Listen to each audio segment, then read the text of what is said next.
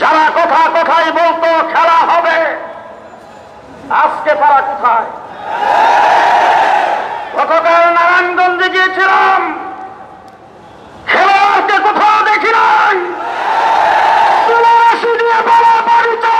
পাওয়া যাচ্ছে না।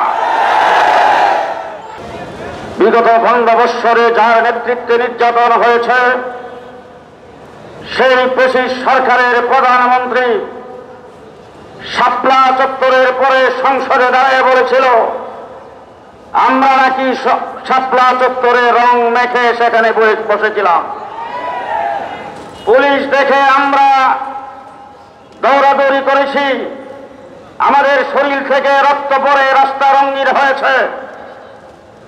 আজকে এই জায়গায় দাঁড়িয়ে পরিষ্কার ভাষায় বলতে চাই, যারা কথায় বলতো খেলা হবে, আজকে তারা কোথায়?